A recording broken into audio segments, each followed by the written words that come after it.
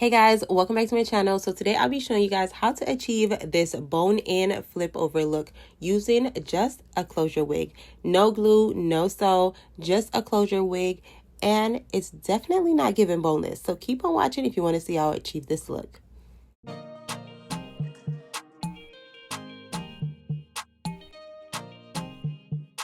So first you want to start off by separating your leave out. So my hair is straight, so I leave out quite a bit, but you don't have to leave out a lot, especially if you have thick hair.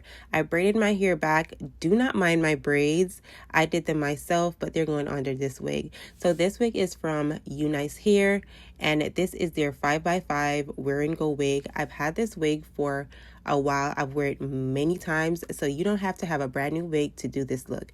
You can use any old wig in your closet. So my wig has 2 clips on the side, 1 on the back, and that's all I'll be using to secure it with the elastic band that's installed. You can always sew it down just for like a longer wear, but for me, I want it to be something I can just take off at night and put on in the morning. So all I do is go in with my clips and I stick the clips in my braids where my leave out and my braids meet to secure the wig. Once the wig is secured, you in the front, you want to secure it in the back. So you're going to pull your elastic down in the back and just secure it with the clip in the back. And this is the wig. Like, come on, all you have to do is just prep your leave out and you'll be ready to go.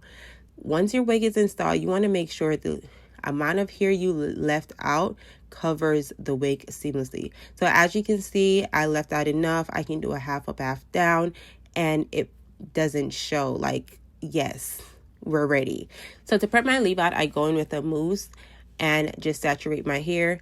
I do not add heat to my leave out. I've done this so many times. I go in with a mousse and all I do is saturate my leave out in the front, and once it is all saturated with mousse, and that's all I use is mousse, just because I don't want like a crunchy leave out. I want a natural looking leave out. So once my leave out is fully saturated with mousse, I just twist it. So as you can see, I'm just twisting it all the way to the end, from the root to the end. My ends are a little straight and I recently cut my hair, so with my leave out I have to put an elastic band at the end so the ends are still given straight. So to come back my ends, I actually add like a little rod, a little perm rod at the end to add some more curls to define my ends. You don't have to do this, especially if you have natural hair. The twist should work if you don't have any rods, but I like the rod look at the end because my ear ends are straight. So once I add my rods, that's it for the leave out. You can opt in to curl your leave outs. It's all up to you, but I think this works perfectly, and you can do this overnight on vacation and you'll be ready to go. To define my curls in my wig, I can wear my wig just as is, but I love to define my curls. I part my wig in sections and I saturate it with water. So I get a spray bottle with water, and once my section is saturated with water, I go in with my Shea Moisture Curl Enhancing Smoothie. I love this thing. When I tell you I love it for natural hair and I love it for wigs, this is the best thing ever. Okay, this makes your curls pop, and I just use a little and just rub it all in the section. Make sure it gets on majority of the strands of hair, and I go in with my finger and start defining my curls. So this is the wig, fully saturated and curls defined. I know it's giving it very much thin, but bear with me. So I use my blow dryer and my diffuser to dry my hair and get it to like a 75% dry. So I try to dry it 75% and then let the rest air dry. So I use the blow dryer for like 10 minutes on each side and get it to this. So once I get it to this dryness, I use a large tooth comb and go into the roots and try to fluff it out.